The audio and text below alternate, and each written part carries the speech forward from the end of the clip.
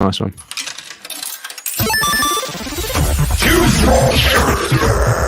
Player one. Time. Player two. Level one.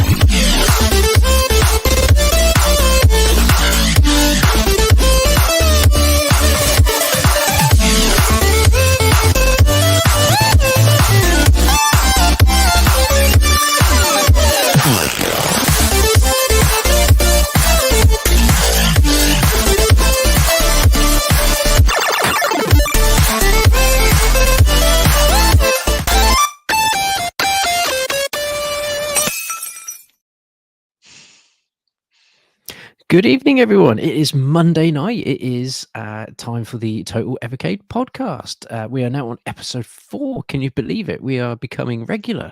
This is actually happening. We said it was going to be regular every 2 weeks, and here we are. Fantastic stuff. So, Monday after Easter, I'm presuming everyone has had a nice Easter break and ready to attack the world tomorrow. Yeah, something like that. Yeah, it's that looming feeling, isn't it? Back to work tomorrow. Yeah. Oh well, but there's another bank holiday at the end of the month, isn't there, or early May, and so there's loads coming up. Loads more time. It's free in May in the UK, so we're being spoiled. There is. It's great. All this free time off. Love it. Exactly. Sorry for anyone that doesn't get bank holidays off. That's me gloating there, obviously. So I'll rescind that. Anyway, let's get back on track before we go on to a tangent straight away. So we'll go round, introduce everyone that's on the panel this evening. So we have the usual. We have Mr. Ryan. Hello, good evening, everyone. We've got Blunners. Hello. Hi, everyone. We've got the man, the legend himself, Sir Top and Hat, Mr. Derek. Good evening, everyone. Evening, buddy. Hey. And as usual, we can get cracking with our first topics, which is what we'll go with. What has everyone been playing? 'Cause it says latest news and what's everyone been playing. So let's go round to my right. So Ryan, what have you been playing Evercade related recently? Okay, so I've been playing the game of the month, but we're going to cover that shortly, so I won't touch on that. But all I will say, it's a very, very good game of the month, but we will cover that shortly. Today I decided to play some Codemasters collection. I haven't played that for a little while, so I thought have a little go on that. So I played a bit of sensible soccer, qualified for the World Cup with Northern Ireland. Ian Dowie scored a ton of goals for me. But it always disappoints me with this version of sensible soccer. The game is brilliant, but you qualify for the World Cup, but you can't actually do the World Cup because there's only European teams in the game. I know you could, if you've got the time, you could go into creator mode and make the teams. So yeah, I played that. I played, is it Stuntman FX? Something like that. Is it Stuntman FX? Have I got that right? Which is really cool because you start as a racing car and then you go to like a 2D platformer. So that was cool. really good. Yeah, so I really enjoyed that. It's really hard, rock hard. I should have used save states. And I also played some. What's the racing game where you've got the cows and God, my memory is Super terrible. Skid Marks. Super Skid Marks, that's it. And intro music to that game is superb. I'd done a tournament on that. I think I got to the third race and I kept being eliminated because I was coming last. So it's a game I need to work on. The disappointment on your face there, Derek, like just get better at games. So yeah, I was playing that on my VS. So that's really what I've been playing since we've last spoken, apart from Game of the Month. Excellent, which we will get to. Mr. Blunners, what have you been playing? Right, so I've had a bit of a random 2 weeks. So the last Evercade one, I said about how I literally turned my handheld on and the screen went. But luckily, someone from our community reached out to me. I posted it to him, and he ended up putting in a IPS screen for me. So I don't know if anyone can see. It does look very good. It's very, very crisp. That's But awesome. as I Do you want already to thought, give the individual a shout out who done it? Because that's yeah, it pretty was awesome. Scott. It was Scott. I can't remember his surname. I can look it up, but yeah, it was Scott. He thank you to Scott. He's from Scotland, and he fixed it all up for me. But and literally within, I think I sent it to him on the Tuesday. I had it back by the Saturday. So that was brilliant. Oh, he says his name's Dave Lister. Here he is. Hang on, let me. The Dave Oh, Lister hang from on, the yeah. Great Yes. Dwarf. No, Yeah. that's really cool. That's really, really cool. And it just goes Yeah, back to that he got point it that we've working. covered before, isn't it? About the Evercade community always being full of really decent people. So that's phenomenal. Yeah. Also, in that time we did Ron's giving me his copy of Dizzy, so I've been playing. I only played Wonderland Dizzy at the minute because I've only literally just started getting into that. Mhm. And I have ordered myself a VS. I ordered myself an Lovely. Evercade VS, so that is on its way. Excellent. You're going to get a lot So of fun yeah, out of that VS, man. It's a good yeah. system. Very good fun. Excellent. So that's been a little roller coaster for you. Mr. Derek, what have you been playing? Well, a game this week that's taken up a large amount of my time is 1942. I remember when I played this originally in the arcades, and it's just fantastic to have this again on Evercade. So I've been putting in an enormous amount of time. There's about 32 stages in all. But yeah, completely worth it. Every sort of 5 stages, you get a boss battle. It's far from easy. If you get killed, you're put back to the beginning of that level. So you really, continues won't save you here. You Yeah. need to really practice and hone your skills. So yeah, for myself, yeah, absolutely fantastic. And I've been putting loads of time into that. Excellent. Has that been you've been playing that on the I've been playing that on the Evercade EXP. EXP because you can do it in Tate mode, can't you? Yeah. Are you finding that's a good way to play 1942? Because that was sort of one of the games that I thought, yeah, that looks like that's going to sort of sell that mode for me. Yeah, I mean, all of those games, 1943, 1944, they all look beautiful in it. So yeah, I tend to do it in sort of waves of 5 levels and then give it a break. I find it's quite intense, the concentration on it these days. Perhaps in the arcade years ago, I would have cut it down a little bit easier. But now I find, yeah, if I'm going to concentrate really hard and dodge those bullets, and yeah, about 5 stages is about right. Yeah, excellent. I've been going back over again a couple of older carts, predominantly one game on the Pico Collection. Is it Pico Collection 1? It is, yeah, Pico Collection 1. Is Top Racer. I really, really enjoyed that game quite a lot. I think it was a Top Gear game on Super Nintendo in the UK. And in America, I'm presuming it must be called just Top Racer. But yeah, that's a really good, fun sort of arcade style racing game. I found there is a bit of a learning curve to it. You've got to, I guess, sort of really put in a bit of time to try and come in that top podium area, because it's not overly easy. But that's been one that I've been missioning on there. And again, where my daughter's been going through a lot of horror kick stuff at the moment, it just put me in the mood to go through the Splatterhouse games on the Namco collection, because who doesn't love Splatterhouse? And Splatterhouse 3 is one that I've never put in a lot of time to. So I've been trying to complete Splatterhouse 3. I am having to use save states because, again, it's one of those games. It's 3 continues, dead, sorted, back to the beginning. So yeah, using save states for me is the way forward on that. So yeah, I've been having a bit of a mixed bag for me. It's been racing games and smashing zombies with bits of 2x4.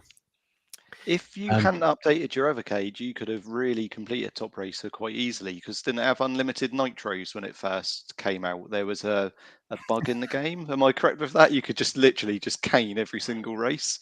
I believe you've updated your Evercade though, Ollie, so you won't be able to use that. Yeah, I'm afraid so. Update to the latest firmware, and yeah, there is no glitch for me. So just get good and get better. That's where I'm at with it. Yeah. Excellent. So there's a good variety of games that people have been playing since we last spoke. And as says there, latest news. So I've forgotten what the latest news was. I did write it down, and now I can't see where I've written it. Ryan, hit me with the latest news. Well, unless I've missed something, I think the last couple of weeks have been fairly quiet in the world of Evercade, but we have had Game of the Month, which has been released, and that's on the latest update on the VS and for the first time on a handheld, because it's available on EXP, which is really cool.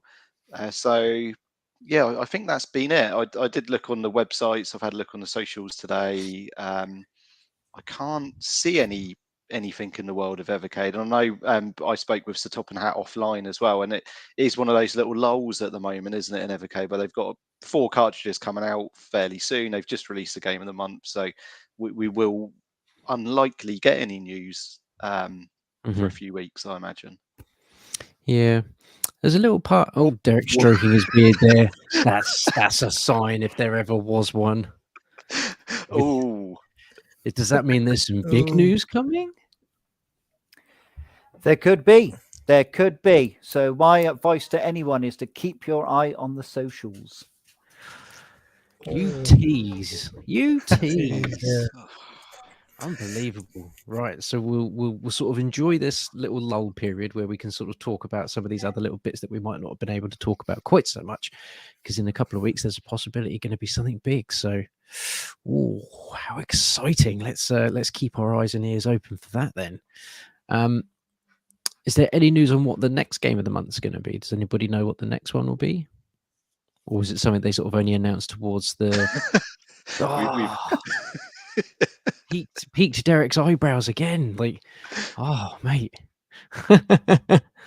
Does that mean what the big news is? Does that mean it's that's what the big news is? There's going to be a pretty... No? Oh, dang.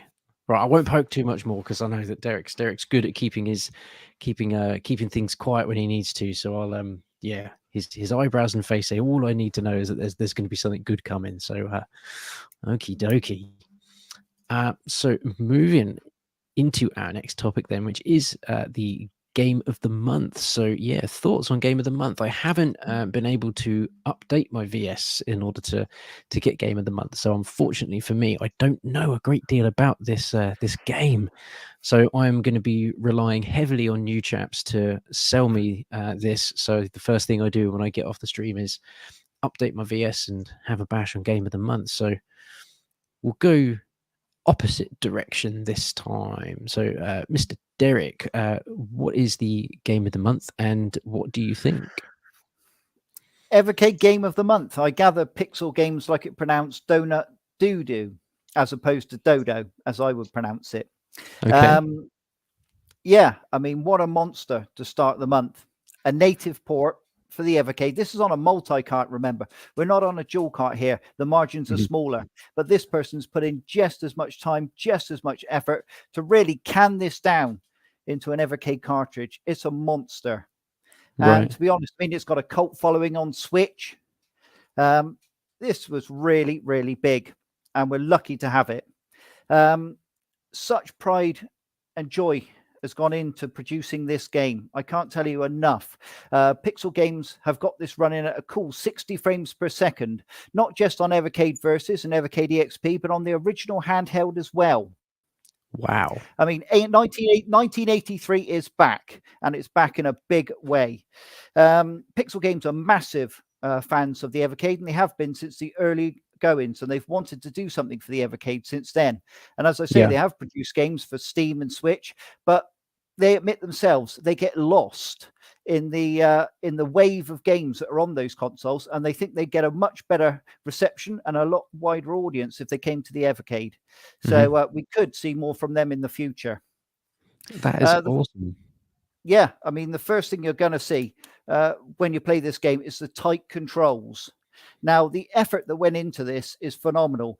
I don't know if people are aware, but this game registers your input, and then it calculates the player's behavior on every single frame. Does anybody here want to hazard a guess the calculations that is? I wouldn't even know where to start, to be honest. Yeah. It's going to be a big number, isn't it? It's phenomenal. Yeah, absolutely. And in case people didn't know, and I got this direct from a meeting I had with Pixel Games, that the controls on the Evercade version are the best on any console currently available. They're that proud of it. That's so, awesome. I mean, That's like amazing. That's so good. We're so lucky to have that. And the effort they've put into this is just phenomenal.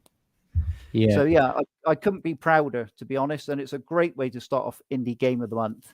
And as you Yeah. say, you were wondering a little bit about future indie games. What I can tell you is there will be sort of an indie game lineup special presentation, and we'll see that later in the year. So Ooh, exciting.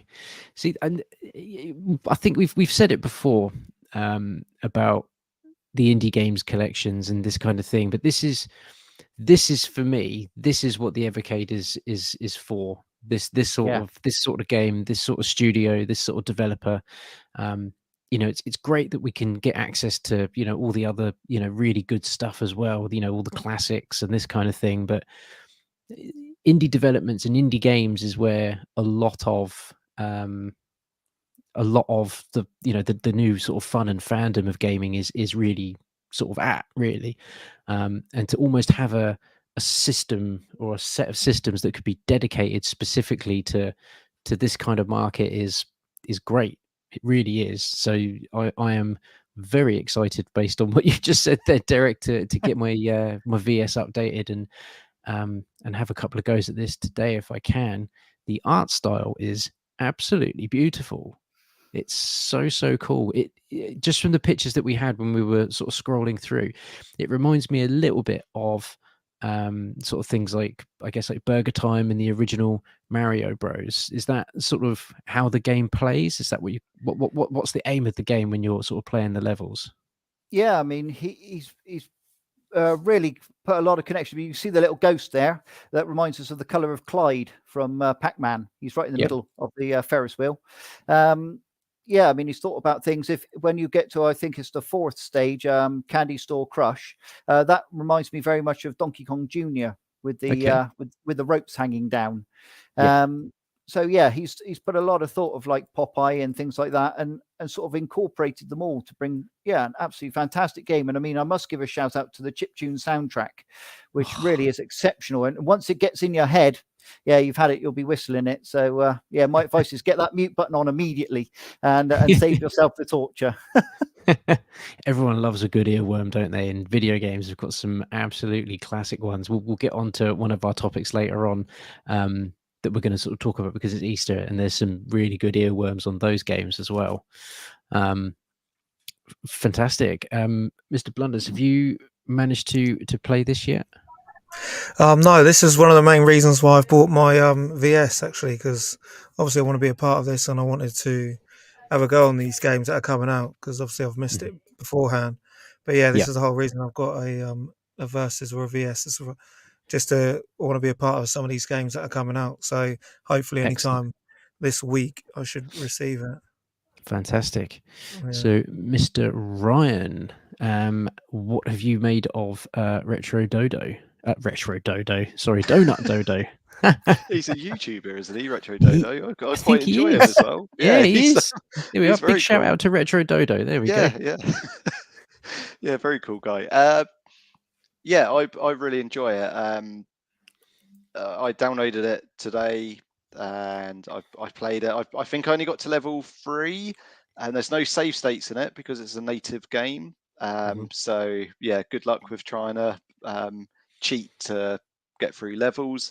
You're going to have to master the movements of the bad guys and try and sneak your way to collect those donuts to then get the big donut from the massive dodo who's firing like flames at you. So yeah, it is very, very good. I was going to say, like you, it's very much like Burger Time. That's what it reminds me of. But then also there's elements, like Derek said, of Donkey Kong, the original Mario. There's Pac-Man elements in there. The guys have done an absolutely brilliant job with this. It's definitely one of the best indie hero games that we've had. It's up there with, and I'm not just saying this because the creators in the chat this evening, but it's up there with Flea and Tapeworm as a game that's really addictive and you want to keep going back and playing it. It's got an absolutely fantastic soundtrack as well, like Sir Top Hat said as well, and it sounds like stereo on my TV. You know, it sounds like booming music at the start of the level, and it's like, right, I'm ready, I'm going to go for it, and then it's like it's like, I'm not going to swear on, it's like, bugger, I've got dead again, so I've got to go right back to the start, and I'm going to not lose a life on these first 2 levels, so then I've got more on that 3rd level to keep going. So yeah, an absolutely fantastic game. So Top Hat, if you've had any input in this at all, which I think you may well have done, thank you very much for bringing this to Evercade and bringing it to my attention anyway, because it's a game I wouldn't necessarily have played. So yeah, absolutely brilliant. And Yeah, my pleasure. I'm very much looking forward to it being on the cartridge. I think early next year. I think that's announced for. Yeah, February 2024. Yep. The only disappointing thing's going to be the game that's got to follow this is going to find it hard, because this is so good. And I appreciate you going with the big game first. I think last year was Tapeworm the first game of the month. Yeah, what a great game. Yes. Yeah. So, you go in with the big hitter, but then everyone else has to follow that. And it's very, very difficult. It's like, if there's a stand-up comedian who's absolutely brilliant and you're the one after him, and you've got, the audience is already in stitches, and then you're like, oh no, it's like that. You got to be good. Yeah. And maybe, if this is the level they're starting with, then hopefully the next games are going to be of the similar or even better level. And in which case we're going to have a very good year of Game of the Month. Excellent. Well, I think you've all successfully sold that to me. I think the first thing I will do, is load up the VS and get that updated as soon as I'm done. Fantastic. Yeah, it looks like such a cool game. It really does. So I do miss this sort of type of game as well. These sort of, they're not really puzzle games, but it's just sort of more like collect and dodge the enemies and this kind of thing on. But yeah, this was sort of like the sort of thing would have been massive on the arcades back in the day. So yeah, I'm all up for that. A very, very cool game to go for Game of the Month. So that's a resounding thumbs up from everybody. Yeah, you even press the select button to insert the coin at the start of the game. Yeah, it's even got that nice little touch, so it feels like an arcade game. Yeah. Well, it will be an arcade game, as that's the next little project of Pixel Games, is to produce an actual arcade cabinet that will be able to be purchased by pubs and, of course, ordinary arcades around. So yeah, that's going to be their next thing before they perhaps start on another project for the Evercade. So let's hope so. Ooh. Fingers crossed. Excellent. Yes. That's again Phantom. Hi there, Phantom. It's just mentioning Popeye again. I know that Derek said that earlier. Yeah. Classic type of game for that sort of era. Phenomenal. Right, before we jump into our sort of Easter special chat on a topic, I can see Mr. Jarvis and Mitch Much More is there. So good evening, Mr. Jarvis. He says, good to see Blaze at Evercade at Expo this year. So this was this at your X? Was this at the Nottingham Expo? No, I believe that a couple of Blaze staff are going to be at OLL at the weekend. You might meet him then. That would be cool. That would be really cool. Yeah, mate, I'm avoiding anyone that's ill. If anyone coughs anywhere near me at the minute, I'm just immediately spray at them, telling them to stay back. I might even wear a face covering all week. Like, I am not missing this weekend. After last year's catastrophe, this year I can't be missing this. Cannot be missing this. So, wow, yeah, that'd be great if Blaze or some representatives from Evercade are up there. So, do you know who that's going to be, Sir Top and Hat? Do you know who's likely to be there from Blaze? I'm not sure offhand, unfortunately. Yeah, I don't know. So it'd be a case of turn up and find out, I think. But yeah, look for someone carrying the travel mug, in the baseball cap, the absolutely. T-shirt. That'll be them. Amazing. Oh, Alistair says, he keeps bumping into Sean at the moment. Yes, it's going to be great to see Alistair down there as well. Obviously, I didn't get to meet him last year, so I'm really looking forward to catching up and meeting Alistair this year. Hopefully, he'll have a flea or a tapeworm cartridge for the NES, because that might be something I look to walk away with this year. Absolutely beautiful, those boxes that he Pretty has good. for those games. And he'll probably confirm in the chat, last year he was selling signed copies of Indie Heroes, Yeah. So hopefully you'll have Indie Heroes and Indie Heroes 2 with him at the weekend. So if you That'd are be in cool. Norwich and you are at OLL, do go and pay Alistair a visit and pick yourself up a signed copy of Indie Heroes. I still need Indie Heroes, so I might walk away with that as well. Dang. Ooh. Or Indie Heroes 2 anyway. I've got the first one.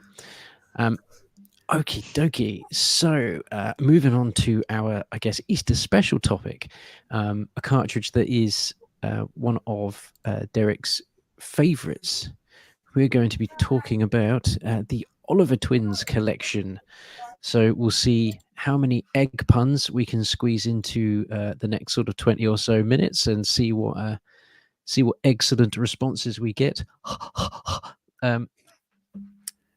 Yeah, that was dreadful, wasn't it? Absolutely dreadful. I went for the real low-hanging fruit there. Oh, yeah. I'll be joking. Okay, so we'll go round the other way this time. So Ryan, with the Oliver Twins collection, what are your sort of go-to games on there?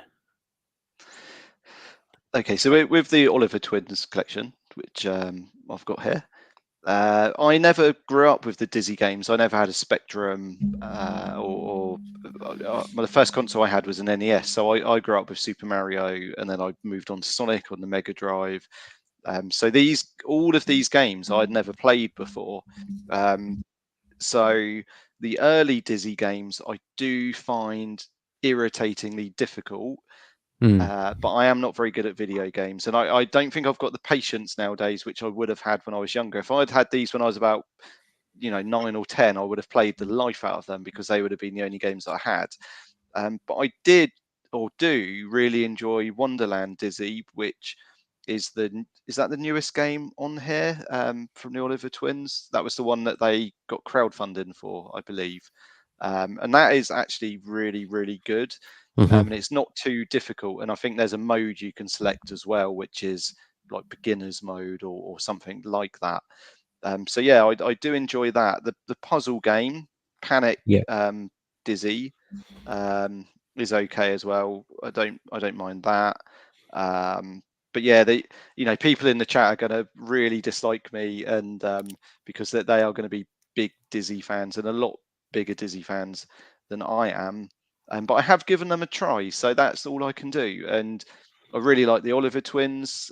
We've spoken to them in the past, and they're really top guys. So, and they are British institutions in the gaming community. I would say they are two of the biggest names. Everyone knows the Oliver Twins, don't they? As soon as you hear that name, you associate it with Dizzy and really good video games. So yeah, unfortunately, as I say, I never grew up with these games, so I haven't got the nostalgia for them. However, Wonderland Dizzy is really good, and yeah, I do like the cartridge. I do like the art. Yeah, it's just cool, and Dreamland Pogie's pretty cool as well. But I know that's not an egg related game, so I won't include that one.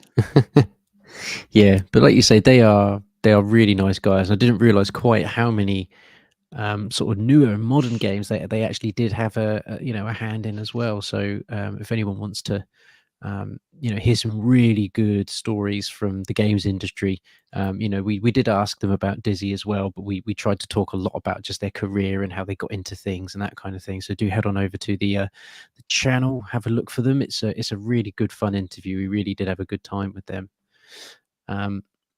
Super Robin Hood, I think it's such a good game. Yeah, cracking indeed, as you say there, Mr. Nick. I do find just sorry before you move on, I do find the music very, very intense in these games, because it's just that 80s Spectrum synthesizer or whatever they've used to create that music. So I do find that a bit, so I have to turn the volume down at times, because it's on a loop, isn't it, over and over. And I know that's what they did with their games, and people do like it. So I'm not criticizing it. It's just I find it a bit too much. Yeah. Mr. Blunners, so I know Ryan gave you a copy of this recently. So have you been able to dive into the Oliver Twins cartridge? Oh yeah, so this was, well, I've just checked. I vaguely remember the Dizzy games as a child. My brother was mad into them. So I vaguely remember the Fantastic World of Dizzy. Is it the Fantastic Adventure? Sorry, of Dizzy. I remember that game growing up, and I do vaguely remember playing it, but I wasn't very good at it because that was back in the time when I was I was literally so young. So obviously Ryan has given me his copy. So yes, that was the first. These are the first games I've been playing on my Evercade since the screen's been fixed on it. So I did jump back into well, I tried Wonderland Dizzy because that's one I have never heard of. Like you said, it was crowdfunded. It was a recent one to play, but I'm really looking forward to once I do get my VSP playing this on the big screen. But yeah, so I've played it for about 2 or 3 hours, but it was just getting remembering that you can jump off screen, you can jump up, you can jump to these angles, and then you're landing on like things that you didn't even know were there at the time. So platforms, but yeah, um, so far enjoying them. I'm really happy to have all of them in one cart. I think that's brilliant. And obviously, like what the Oliver's twins did say, is that they gave um, the proceeds away to charity. So I think that's amazing. And Yeah, I do wish we were had got them to sign a few more copies for us because I do think that's a really good giveaway we did back. we How did. long ago was that? 2 years ago. Oh, it's A got to be long coming up for time. 2 years. Yeah. So yeah, we I wish I jumped on it then, but yeah, can't wait to play a few more of these games. Yeah, it is a really great cartridge, and there's so many on there that I think you're going to be spoiled for choice when you. I prefer playing them on the VS because it just means I can sit back a little bit, I can get a bit relaxed, and like Ryan says, there some of the games are quite punishing. So to be able to sort of sit in a nice, comfortable area and sort of just take time with them, that's definitely my favorite way. So, Mr. Derek, this is one of your favorite cartridges. Did you grow up with Dizzy and Oliver twins? I did indeed. Yep, I owned them all back in the day. So yeah, right from the start of the original Dizzy, Treasure Island, the Magic Land. Obviously, there's Fantasy World. Yeah, all the Dizzies. I even had the quick snacks and the fast food Dizzies. So yeah, and then obviously their excellent adventure, which was obviously the second collection. And Yeah. obviously they had Crystal Kingdom Dizzy after that. And then obviously from there, I own the Mega Drive version, Fantastic Dizzy. And obviously the NES versions came along as well. My favorite on this collection definitely is Treasure Island. I think the music there mimics the closest to the Commodore 64 version, which I remember fondly. Also, having that one life, you've really got to pay attention. If you put that snorkel down underwater, you've had it. Yeah. There's some really tricky ones, and finding the coins inside of a fish, you'd think to jump in there. Exactly. So, yeah, there's some really great hidden bits on these Dizzy games. So, yeah, Treasure Island's my favorite. Yeah. I'm just sort of looking at the back now, just double refreshing myself, and I would probably agree with you. I think Treasure Island Dizzy is my favorite. It was probably the first Dizzy game I ever played a long time ago. One of my friends did have a Commodore. Never really got to play it too much, but I remember playing that. I remember the music on that. It's for me, that music we were saying earlier about earworms.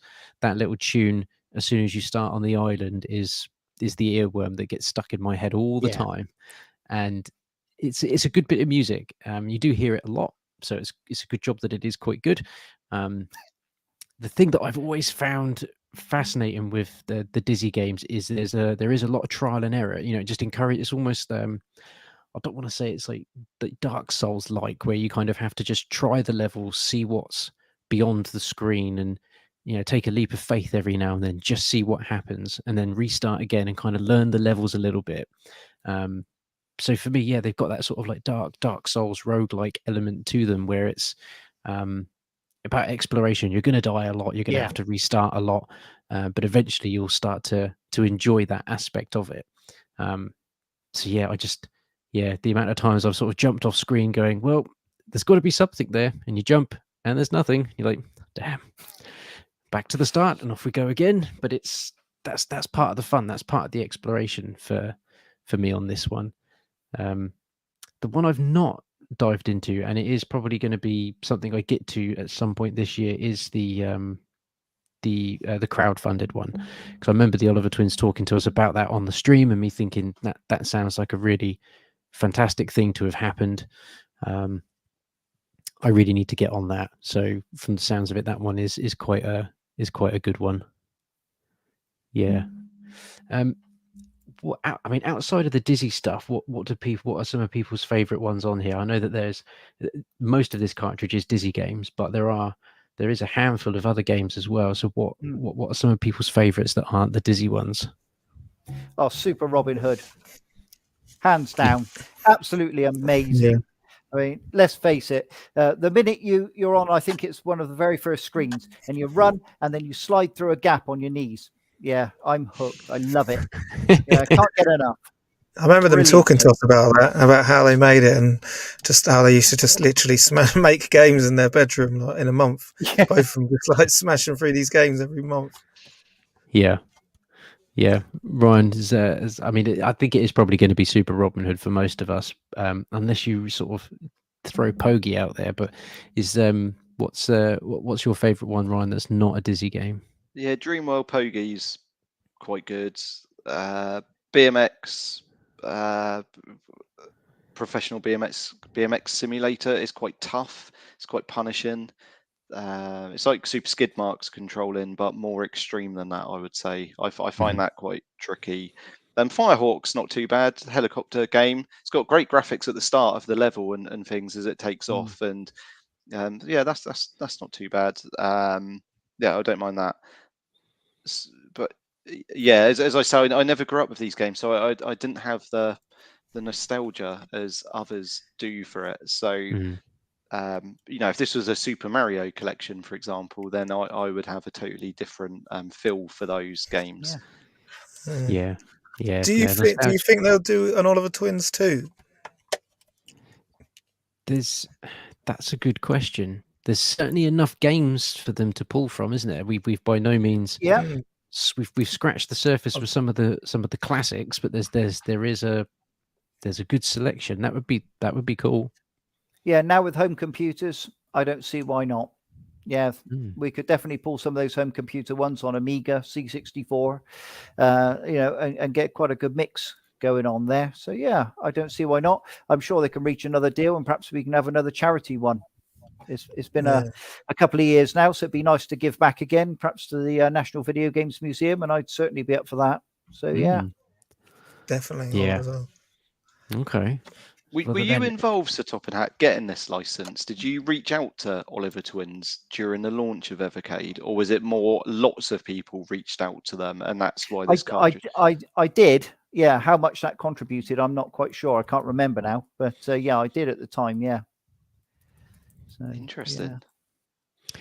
There's definitely a lot of legs in that, isn't there? Getting in touch with people and just sort of putting them in touch with Blaze and Evercade, and kind of sort of suggesting, this is a good way to get your stuff sort of back out there again. And people are still hungry for that physical cartridge of things that you've made. So it's definitely something that I think a lot more people from the sort of 8-bit era can sort of maybe, I don't know, we need to start thinking of some people we can get in touch with. I know when we spoke to Dino Dini, we were kind of keen to try and put him in touch with them to see if there was something that could be done. But I think it's all going to come down to who owns the rights to the games now. I guess there's so many studios now that have bought out smaller studios from back in the day, and it's who owns the games now, which is, it's become a thing now, hasn't it? Almost like a money maker. It's, people don't want to give anything away for free anymore, which is no, I mean, that's where these indie heroes are such a bonus,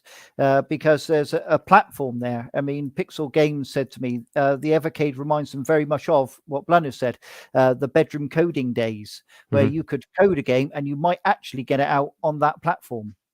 So I think there's loads of potential there. And for young aspiring coders, yeah, get cracking and try and get it on the Evercade. There's hot competition out there. Trust me. I've seen some games that would sink a battleship. In fact, they'd sink Donut Doo-Doo.